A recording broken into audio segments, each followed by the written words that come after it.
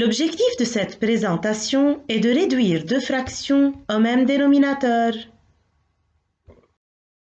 Comment réduire au même dénominateur les fractions 3 sur 2 et 4 sur 5?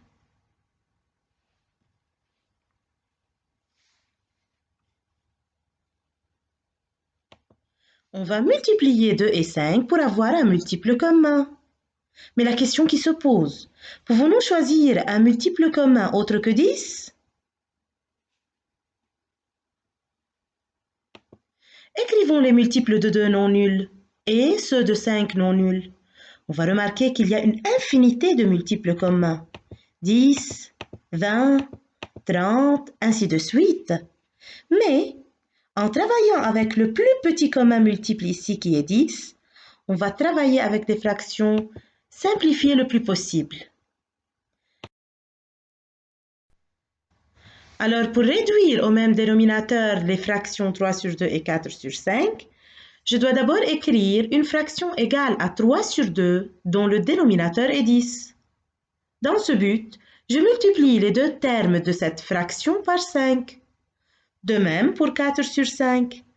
Je multiplie les deux termes de cette fraction par 2 pour avoir une fraction égale à 4 sur 5 et dont le dénominateur est 10. 15 sur 10 et 8 sur 10 sont des écritures possibles de ces deux fractions. Comment réduire au même dénominateur les fractions 5 sur 3 et 7 sur 12?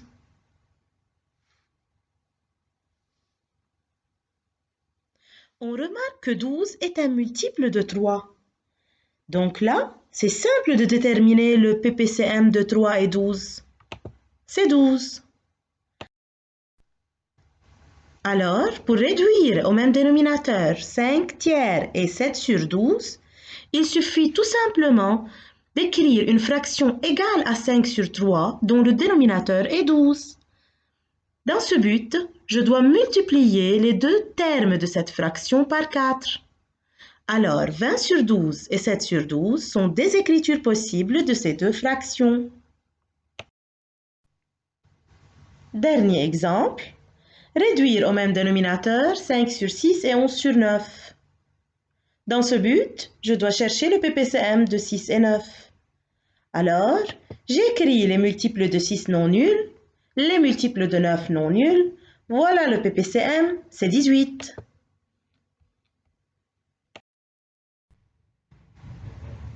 Donc, il suffit de multiplier les deux termes de 5 sur 6 par 3 pour avoir 15 sur 18 et de multiplier les deux termes de 11 sur 9 par 2 pour avoir 22 sur 18.